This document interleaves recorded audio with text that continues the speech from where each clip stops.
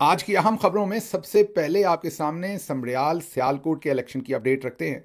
इस वक्त जब हम व्लॉग रिकॉर्ड करवा रहे हैं तो पाकिस्तान में सुबह के 10:30-11 बजे हैं। अभी तक वहां पर पोलिंग जो है वो शुरू हो चुका है और लोग धड़ाधड़ वोट कास्ट कर रहे हैं। हालांकि लोगों को इस बात का भरपूर खदशा है कि फॉर्म 47 फिर से जारी होगा, धांधली होगी और कई जगहों पर उसके मामला देखने को भी आए हैं। मसलन बहुत सारे पुलिस स्टेशन के अंदर पुलिस जो है वो खड़ी की गई है। एक एक पोलिंग स्टेशन के अंदर दर्जन दर्जन के करीब पुलिस वाले कई जगहों पर खड़े किए गए हैं ताकि लोगों को हरास किया जा सके, स्पेशली पाकिस्तान तहरीक इंसाफ के वर्कर्स को। लेकिन उसके बावजूद जो अभी तक फुटेज हमारे सामने आ रही है, जो सोशल मीडिया के ऊपर ट्रेंड है, जो हम ओवरऑल मीडिया की पिक्चर देख रहे हैं, मीन पार्टी से तो हमें चले आ ही रही है जो खबर आ रही है, लेकिन जो इंडिपेंडेंटली लोगों से वहाँ पर हमारी बातचीत हो रही है, हमारे अपने लोग जो वहाँ गए हुए हैं वो बता देते होते हैं कि वोट किस तरह का पड़ रहा है, कितना पड़ रहा है। लोग डरे हुए हैं, सहमे हुए हैं, वोट डाल रहे हैं, नहीं डाल रहे। तो वहाँ से जो इन्फॉर्मेशन आ रही है वो ये आ रही है कि लोग बिल्कुल निकले हुए हैं, इमरान खान के लिए लोग वोट डाल रहे हैं और दबा कर डाल रहे हैं। आप सबको ये तो पता ही है कि एक तरफ इमरान खान है तो दूसरी तरफ फील्ड मार्शल आसिम मुनीर साहब हैं। दोनों की पार्टीज़ हैं। बीच में जो मरियम नवाज़ या नवाज शरीफ हैं वो तो अब साइड के रह गए हैं। असल तो ये दो उम्मीदवार हैं या दो मेन पार्टीज़ हैं जिनके दरमियान में आज इलेक्शन है। और एक तरफ पूरी रियासती ताकत है, ज़ाहिर है फील्ड मार्शल साहब ने पूरी फील्ड सेट की हुई है इलेक्शन लूटने की, और दूसरी तरफ इमरान खान को चाहने वाली आवाम है जो धड़ाधड़ वोट डाल रही है। कैंडिडेट भी यहाँ पर पाकिस्तान तहरीक इंसाफ ने बहुत उम्दा कैंडिडेट फील्ड किया हुआ है। कैंडिडेट कई दफ़ा हल्के भी होते हैं लेकिन एक बेहतरीन कैंडिडेट है, उसी इलाके में से है, लोगों के अंदर रचा बसा, लोगों के साथ राब्ते में रहने वाला, और फ़ाखर निशात घुमन। और अभी तक जो वहाँ से इंफॉर्मेशन ग्राउंड से हमें आ रही, मेरी कुछ साफ़ियों से भी बात हुई जो इस इलाके को जानते हैं, यहाँ पर कवरेज करते रहे हैं, उन सब ने भी कहा कि बहुत ही वाज़े अक्सरियत से फ़ाखर निशात यहाँ से पाकिस्तान तहरीक इंसाफ के कैंडिडेट जीतेंगे। लेकिन अब जो जादू की जफ्फी है, आजकल आपको पता है बाजी मरियम हर जगह चला रही हैं। दो ही चीज़ें आजकल जादू की चल रही हैं, एक जादू की जफ्फी चल रही है और एक जादू की छड़ी है। जादू की छड़ी जनाब फील्ड मार्शल साहब के पास है और जादू की जफ्फी मरियम नवाज साहबा के पास है। अब उसके तहत कोई फॉर्म 47 या लूटमार हो तो अलग बात है, वरना इलेक्शन का जो फ़र्क है वो 80-20 का होगा। मीन 80% वोट जो हैं वो फ़ाखर निशात ले जाएंगे, 70 से 80%, और बाकी 10 से 20-30% ज़्यादा से ज़्यादा जो है वो नून लीग के कैंडिडेट को मिलेंगे। लेकिन जो कुछ पाकिस्तान में आप सब ने होते देखा है पिछले 3 साल में, उसमें कोई बईद नहीं कि यहाँ पर फॉर्म 47 या लूटमार का कोई नया ही तरीका ईजाद किया जाए। फिलहाल अभी तक की इन्फॉर्मेशन में लोग लाइनों में लग के वोट डाल रहे हैं, बहुत ही ज़्यादा गहमा गहमी है, लेकिन अंदर भरपूर तरीके से पुलिस खड़ी की हुई है। अभी दोपहर के बाद ये अपनी कार्रवाइयाँ शुरू करेंगे, फिर हम आपके सामने रखेंगे जो भी डिटेल हुई वो शाम के व्लॉग में उसका तफसीली जायज़ा आपके सामने देने की कोशिश करेंगे। अब चलते हैं अगली खबर की तरफ, क्योंकि वो एक बॉम्बशेल खबर है और वो खबर है अब इमरान खान साहब का नया बयान जिसमें उन्होंने सब कुछ खोल के सामने रख दिया है। उन्होंने वजह बता दी है कि जो फील्ड मार्शल साहब हैं उनकी नफरत की इतनी वजह है क्या, और ख़ासकर बुशरा बीबी के साथ उनकी नफरत की वजह क्या है। उन्होंने ये बताया कि जब फील्ड मार्शल साहब उस वक्त लेफ्टिनेंट जनरल थे और डीजी आईएसआई थे, इनको डीजी आईएसआई के ओहदे से हटाने का फैसला किया गया या ट्रांसफ़र करने का फैसला किया गया और ये वहाँ से कोर कमांडर गुजरांवाला गए। मेरी इन्फॉर्मेशन तो बहुत उसमें वाज़ेह है कि जनरल बाजवा नहीं चाहते थे कि आसिम मुनीर साहब रहें, और उन्होंने उस सारे मामले के अंदर ज़ाहिर है प्राइम मिनिस्टर ऑफिस को इस्तेमाल इस तरह से किया कि सारा मलबा प्राइम मिनिस्टर ऑफिस पर डाल दिया कि इन्होंने चेंज करना, और बाद में कहानी गढ़ ली कि करप्शन की वो फाइलें जो बुशरा बीबी से रिलेटेड दी थी जिसकी वजह से प्राइम मिनिस्टर ने इन्हें फारिग कर दिया। चाहते जनरल बाजवा खुद इनको वहाँ से हटाना थे। बहरहाल आज इमरान खान साहब ने बताया कि जब इनको हटाने का फैसला कर लिया गया तो इन्होंने अपने मुख्तलिफ जो भी इनके टेंटिकल से उनके थ्रू इन्होंने बुशरा बीबी से रब्ता करने की कोशिश की और उन्हें कहा कि इंटरवीन करें और मेरी इस जो डीजी आईएसआई से हटाया जाना इसको रोकें। बुशरा बीबी ने इनकार कर दिया और उन्होंने कहा कि मैं घरेलू खातून हूँ, मेरा इस चीज़ से कोई काम नहीं कि खान साहब किसको लगाते हैं और किसको हटाते हैं। ज़ाहिर है किसी खातून के थ्रू घर पर उनसे रब्ता करवाया गया था और फिर जब उन्होंने इनकार कर दिया, मुझे गालिबन ये भी थोड़ा सा अंदाज़ा है कि कौन सी खातून थी, लेकिन बहरहाल वो क्योंकि खान साहब ने नहीं नाम लिया तो मैं भी छोड़ देता हूँ उस बात का। लेकिन वो जो राब्ता करवाया गया उसमें बुशरा बीबी ने आगे से ये कहा कि मैं ये नहीं कर सकती, मैं इसमें इंटरवीन नहीं करूँगी, ये प्राइम मिनिस्टर की सवाबदीद है और आप ऑफिस में उनसे बात करें। मुझे ये भी पता है कि वीकेंड के ऊपर ये फैसला हुआ था और जो मेरी इत्तलात हैं उसके मुताबिक पूरा वीकेंड हमारे डिफरेंट जो वफाकी वुज़रा थे, जिनमें से कुछ छोड़ गए हुए हैं पार्टी और इसीलिए उन पर आसानियाँ हैं, छोड़ते हुए भी आसानियाँ थी, छोड़ने के बाद भी उस तरह की परेशानियां नहीं। परेशानी तो सभी पे आई, खैर ये नहीं मैं कहूँगा कि किसी पे नहीं आई, लेकिन कदरे कम परेशानी आई कई लोगों के ऊपर। उनमें से बहुत सारे लोग फील्ड मार्शल साहब के साथ लिंक थे बहुत ही भारी तरह से, और पूरा वीकेंड फील्ड मार्शल साहब उनसे रब्ता करते रहे कि वो प्राइम मिनिस्टर को किसी तरीके से इस चीज़ के ऊपर उनको राज़ी करें कि वो इनको DGISI के ओहदे से ना हटाएं। ये कई फेडरल मिनिस्टर्स जो हैं उन्होंने मुझे बताया है। मैं उस वक्त फेडरल गवर्नमेंट में नहीं था, मैं उस वक्त पंजाब में सर्व करता था, इसलिए ये चीज़ें फर्स्ट हैंड मैंने अपनी आंखों के सामने नहीं देख रखी। हाँ, उन फेडरल मिनिस्टर्स ने मुझे खुद बताया हुआ है और बाकी भी दूसरे चैनल से भी मुझे ये चीज़ें सारी मालूम है कि उस वक्त ये सब कुछ कैसे हुआ था। लेकिन जो फेडरल मिनिस्टर्स थे वो भी रब्ता करने की कोशिश करते रहे खान साहब के साथ, लेकिन शायद उनका रब्ता हुआ नहीं हुआ, कुछ ने कहा हुआ और बात नहीं बनी, कुछ ने कहा रब्ता ही नहीं हुआ। लेकिन DGISI की पोजीशन पर फील्ड मार्शल साहब उस वक्त नहीं रह सके। अब इमरान खान साहब ने कहा कि ये वो झगड़ा है, ये वो मसला है जिसकी वजह से एक घरेलू खातून जो पॉलिटिक्स में नहीं है, जिसने कोई पब्लिक ऑफिस नहीं रखा, जिसके नाम पर कोई प्रॉपर्टी नहीं बनाई गई, लंदन तो क्या पाकिस्तान वाली प्रॉपर्टीज़ वाला चक्कर नहीं है, कोई सेल डीड नहीं है, कोई पैसे का चक्कर नहीं है, उसके बावजूद उन्हें आपके सामने अब दूसरा साल है जेल में रखे हुए और उनकी ज़मानत भी नहीं होने देते और उन पर कोई मुकदमा भी जो है वो साबित नहीं हुआ। बस ज़बरदस्ती एक मुकदमे में उन्हें सिर्फ इसलिए कि उन्होंने मशवरा दिया, ये मशवरा करने पर उन्हें जो है वो सज़ा दिलवाई गई है उस केस के अंदर जिसका कोई सबूत मौजूद नहीं है।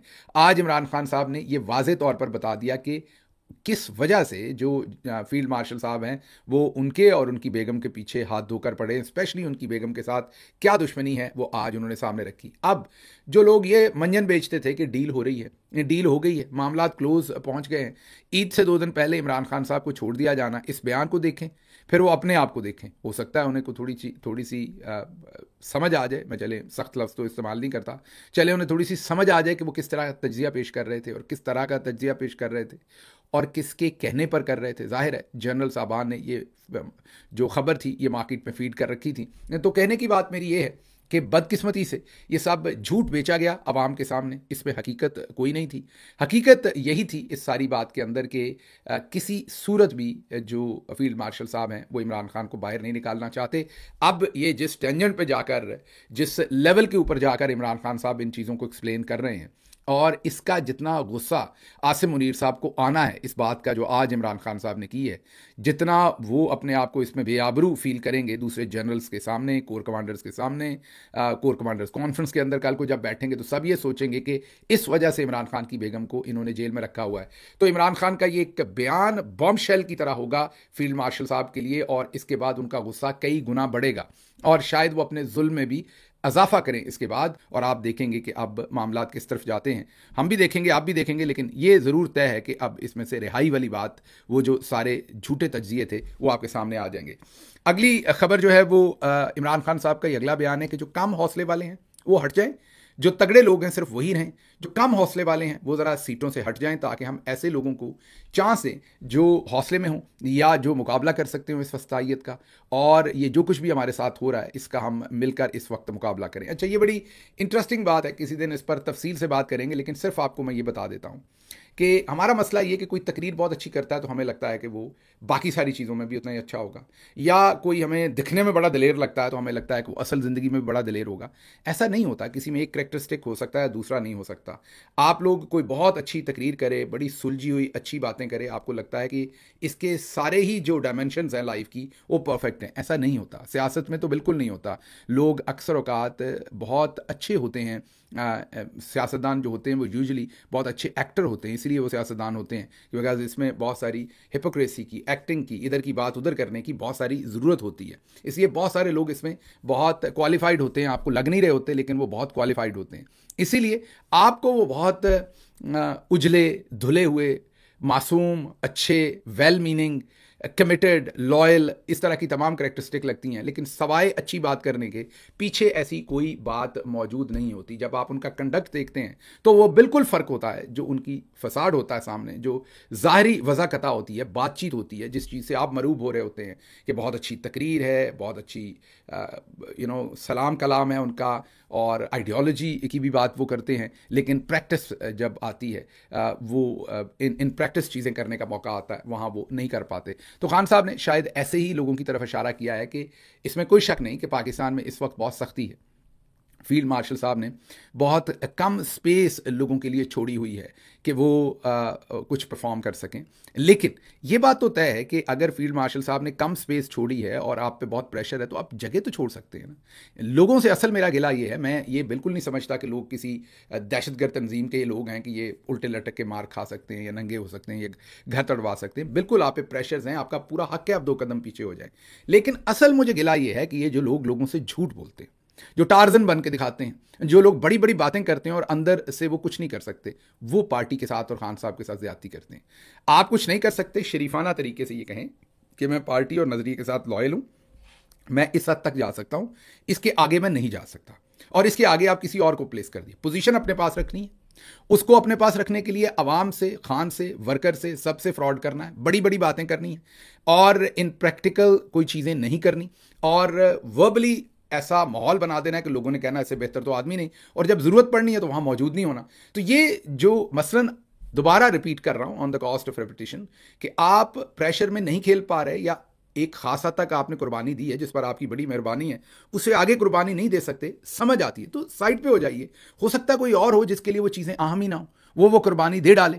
आप फॉर एग्जांपल आप किसी लोअर कैटेगरी से, कैटेगरी का मतलब मैं सीनियरिटी में कह रहा हूं, बंदे को ऊपर लाए, हो सकता है वो उसका सारा खानदान भी जेल में डाले, वो तब भी ना बच हो, वो दिखा जाए वो काम जिसकी जरूरत है, जो आप नहीं दिखा पा रहे। तो असल जो डायलेमा है सोसाइटल भी, पार्टी के अंदर भी, खान साहब के लिए भी जो सबसे बड़ा डायलेमा वो यही है कि जो लोग एक खास लेवल से आगे सेक्रीफाई नहीं कर सकते, वो अपनी पोजीशन छोड़ के साइड पे नहीं होना चाहते, किसी और को मौका नहीं देना चाहते। तो मेरा ख्याल है उसकी तरफ इमरान खान साहब का इशारा है कि जो लोग प्रेशर नहीं ले सकते वो साइड पे हो जाएं, जो ले सकते हैं हम उनको लाएं। और मैं आपको ये यकीन से बता दूं कि अगर आप नीचे से वर्कर्स को ऊपर लेके आएंगे तो जितना बड़ा उनका लीडरशिप के लेडर पर जंप होगा, वो जान पे भी खेल जाएंगे। उसके लिए वो ऐसी कुर्बानी देने के लिए भी तैयार होंगे जो बहुत बड़े बड़े मोतबर नाम नहीं दे सकेंगे, क्योंकि मोतबर नामों को अपना स्टेक पे ज्यादा मामला लग रहा होगा, ज्यादा चीजें उनकी स्टेक पे होंगे, उनके एसेट्स, उनका मालो दौलत, उनकी जो पाकिस्तान के अंदर जाहिर है फाइनेंशियल स्टेक्स हैं, बिजनेस स्टेक्स हैं, तो वो सब कुछ होंगे, उनकी फैक्ट्रियां, दूसरी चीजें। जो वर्कर है उसको जब आप ऊपर लेके आएंगे ऐसे मामले में, तो वो फिर खुल के खेलेगा। बिल्कुल ऐसे ही जैसे क्रिकेट में कई दफा रन रेट बहुत ऊपर चला जाए तो आप जो सीजन्ड बैट्समैन हैं उनको साइड पे करके, उर्फे आम में जैसे कहते हैं टुल्ले मारने वाले खिलाड़ी जो हैं, आप उनको उतारते हैं, और कई दफा वो इतनी नडर तरीके से खेलते हैं कि वो फिर एवरेज कोई भी हो, वो बॉल को, क्योंकि उन्हें मौका मिलता है शाइन करने का, उन्हें पता होता है ये आखिरी मौका है मेरा, मुझे भेजा गया इस काम के लिए, या वो पंजाबी में कहते हैं ये आप नहीं या गाक नहीं, तो उन्हें पता होता है कि अब जो भी करना है मैंने कर गुजरना है। तो इस वक्त जिस तरह की एवरेज बनी हुई है, रन रेट बना हुआ है, जिस तरह की पोजीशन है, उसमें वर्कर्स को नीचे, ये मेरा पॉइंट ऑफ व्यू है, उसमें वर्कर्स को नीचे से ऊपर उठा के लाना पड़ेगा, और जाहिर है उनमें भी आपको चुनने पड़ेंगे कि कौन किस पोजीशन पे काम कर सकता है, तो फिर परफॉर्मेंस आएगी। जो बड़े बड़े नाम हैं वो इस प्रेशर में, क्योंकि उनका बहुत कुछ स्टेक पे है, वो सब कुछ त्यागने को उस तरीके से तैयार नहीं हो सकते, and it is quite understandable. जो चीज़ अंडरस्टैंड नहीं हो रही मुझे, वो ये नहीं हो रही कि ये अपने साथ, खान के साथ, पार्टी के साथ, नजरिए के साथ खुल के ये बात क्यों नहीं करते, खुल के इसका इजहार क्यों नहीं करते कि मैं 0 से लेके 70 तक जाऊंगा, 70 से ऊपर नहीं जा सकता सेक्रीफाइस पे, यहां आके मैं रुक जाऊंगा। तो और होंगे ना जो 99 पे भी जाने को तैयार होंगे, आप लेन में से साइड पे हो और उनको आगे जाने दें, वो देखिए जाके सीधा लगेंगे ठक करके 99 को। तो ये जरा एक लार्जर स्पेक्ट्रम है जिसको हमें क्लियर करना पड़ना है। अच्छा जी, सेनेटर मुश्ताक और मोहम्मद मुश्ताक, इनका कंपैरिजन आपको बताते हैं। सेनेटर मुश्ताक जमात इस्लामी के हैं, गैरत से गजा के हकूक के लिए बात करते हैं, इस वक्त जेल में हैं। मोहम्मद मुश्ताक ये वो जो काजी लानत थे, उनके ये बेशर्म किस्म के स्पोक्स पर्सन थे, और अब ये फेसबुक के ऊपर सेनेटर मुश्ताक की गिरफ्तारी की मजम्मत कर रहे हैं और कह रहे हैं कि उन्हें ड्यू प्रोसेस नहीं मिला। ये मोहम्मद मुश्ताक साहब कह रहे हैं। ये मोहम्मद मुश्ताक साहब एडवाइज़र थे कह लें, या ये स्पोक्स पर्सन थे, या उनके साथ काम करते थे काजी लानत साहब के साथ, उन्होंने इनको अपने साथ रखा हुआ था सुप्रीम कोर्ट के अंदर, और आज ये कह रहे हैं कि सेनेटर मुश्ताक को ड्यू प्रोसेस नहीं मिला।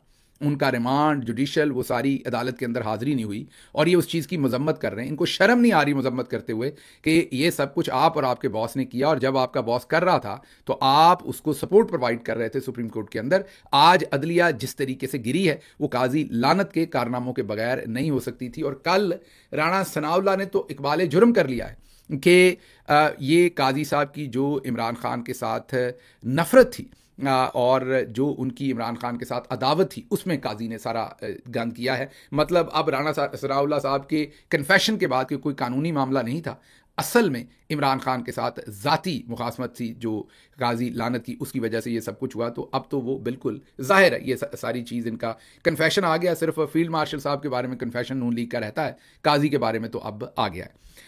अगली खबर, शहबाज शरीफ साहब ने बलूचिस्तान के लोगों को कहा है कि कोई शिकवा है तो आएं बैठकर बात करें। अब बलूचिस्तान के लोग आए थे आपसे बात करने, 26 नवंबर को बलूचिस्तान से भी लोग आए थे, सलार काकड़ आए थे, सदाम तरीन आए थे, और लोग भी आए थे, शहीद भी हुए, कुछ के सरों में गोलियां भी आपने उतारी, वो भी आए थे बात करने के लिए आपसे। उनका मैंडेट चोरी किया था आपने, वो आए थे आपसे बात करने, आपने उनसे बात नहीं की, और आपने डी चौक में ये जो 79 लोग बलूचिस्तान से आए थे, आपने उनके सरों में गोलियां उतार दी थी। लाशें लेकर जब वापस जा रहे थे बलूचिस्तान तो रस्ते में आपने सलार काकड़ को गिरफ्तार कर लिया था, और आपने 6 महीने तक उन्हें आपने जेल में रखा, 6 से भी ज़्यादा महीने, फिर जाके आपने उन्हें छोड़ा। इसी तरीके से जो दूसरे साहबान हैं, जो पॉलिटिकल हमारे लीडर्स हैं वहाँ से बलूचिस्तान से, उनके साथ भी आपने यही सलूक किया। तो अब कौन आप पर यकीन करेगा बलूचिस्तान से कि वो आए और आपसे दोबारा बात करे? और स्पेशली अगर आप BLA जो दहशतगर्द तंजीम है उनको कह रहे हैं, तो उनके पास तो बंदूक है, और बंदूक का मुकाबला जब बंदूक से होता है तो उसका नतीजा तो और आता है। तो ये जो जिनके पास बंदूक नहीं है, ये तो आए थे बात करने, इनके साथ आपने क्या सिला किया, क्या उनके साथ सलूक किया, वो सबके सामने है। अगली खबर की तरफ चलते हैं जी। शहबाज शरीफ साहब ने कहा है कि सिपा सालार फील्ड मार्शल, जरा गौर कीजिए, सिपा सालार फील्ड मार्शल सैयद आसिम मुनीर की दिलेराना, दानिशमंदाना और इंतहाई मुनज़्ज़म क़यादत में कामयाबी हासिल की। अफ़वाज पाकिस्तान ने 1971 का बदला ले लिया। फील्ड मार्शल साहब, शहबाज शरीफ साहब पंजाब से हैं, इनको कहें ऐसी बातें ना करें, लोगों ने पंजाबी में इन्हें गालियां देनी है, यकीन करें। और पंजाबी की गालियां को बिल्कुल भी अच्छी नहीं होती जो ये हरकतें करते हैं, और ये हरकतें करके आपको भी बुरा भला कहलवाएंगे लोगों से, और ख़ुद तो लोग इनको देंगे ही देंगे, क्योंकि लोगों को लगता है कि ये सठिया गए, इनका नाम ख़राब हो गया, पता नहीं। 1971 में तो एक डिक्टेटर था जो रंगो महफिल और शबाब कबाब की महफिलों के अंदर इतना धुत था कि उसने पाकिस्तान तोड़ दिया था। ज़ाहिर उस वक्त के chief of army staff Yahya Khan की वजह से मुल्क दो लख्त हुआ था। वो कोई इंडिया ने हमारा मुल्क नहीं तोड़ दिया था कि हमने उसका बदला ले लिया। और अब क्या हमने इंडिया को तोड़ दिया है? कोई मणिपुर वहाँ से अलग कर दिया, कोई कश्मीर पर हमने कब्जा कर लिया, कोई हमने खालिस्तान बना दिया। मतलब किस चक्कर में हम कह रहे हैं कि 1971 का को उनके 90,000 लोग हमने अरेस्ट कर लिए हैं, ले आए अपने पास। मतलब किस चक्कर में हमने बदला ले लिया? किसी को समझ नहीं कि ये सब कुछ क्या कह रहे हैं जनाब जो शहबाज शरीफ साहब है, लेकिन कह रहे हैं क्योंकि उन्होंने कहना है, उनको ये बातें कहने को आई हुई हैं, वो रुकेंगे नहीं इन तमाम चीज़ों से। कहने का मतलब ये कि उनको कोई रोक नहीं सकता, उन्होंने आपकी तारीफ करनी है और हर सूरत तारीफ करनी है। अच्छा जी, अगली खबर, आखिरी खबर आपके सामने क्विकली रखते हैं कि IMF ने बिटकॉइंस का जो पूरा मंसूबा है उसके ऊपर सवालात खड़े कर दिए हैं। हमने कल परसों के व्लॉग में आपको तफसील से बताया था कि कैसे पाकिस्तान में एक बिटकॉइन को माइन करने के लिए 3.5 लाख बिजली के यूनिट लगेंगे। इस वक्त बिजली का रेट तकरीबन 14-15 सेंट, अमेरिकन सेंट्स की बात कर रहे हैं, फी यूनिट बनती है कॉस्ट। अगर उस पर आप कैलकुलेशन करें तो पाकिस्तान में एक बिटकॉइन को माइन करने के लिए कोई तकरीबन $55,000 लगेंगे। अगर 20 सेंट पे हो तो $70,000 लगेंगे। लेकिन दूसरी तरफ लेबनान में तकरीबन $266 में एक बिटकॉइन, सिर्फ 266, उस तरफ $55,000, इस तरफ $266, और ईरान में $500 में एक बिटकॉइन जो है वो माइन होगा। सीरिया वगैरह में भी इसके आसपास ही कीमतें हैं सारी। तो पाकिस्तान में तो वो बिल्कुल भी जितनी महंगी बिजली है वायबल नहीं है। अब IMF ने पूछा है कि आप लोग ये क्या नया आपने स्कैंडल शुरू कर दिया है, ये कैसे आप बिजली पूरी करेंगे? अब ये सब्सिडी देंगे, बिटकॉइन वालों को सस्ती बिजली देंगे, 10-12 सेंट फी यूनिट, और वो 10-12 सेंट भी आप पे बोझ पड़ेगा। आप पे बोझ पड़ेगा तो आपकी तो पहले ही चीखें निकली हुई हैं। और सब ये कर इसी तरह से रहे हैं कि जो बैरूनी अब इदारे हैं वो कह रहे हैं कि ट्रंप के साथ ताल्लुकात बनाने के लिए ये बिटकॉइन का शोशा छोड़ा हुआ है। तो ये शोशा नहीं, बहुत बड़ा स्कैंडल है जो फील्ड मार्शल साहब और उनके साथी कर रहे हैं, और हमें यही लग रहा है कि इससे तबाही आएगी मजीद, इस स्कैंडल से करप्शन की कमी नहीं होगी। मुझे यहाँ से इजाज़त दीजिए। अल्लाह आपका हामी और नासिर हो। पाकिस्तान जिंदाबाद।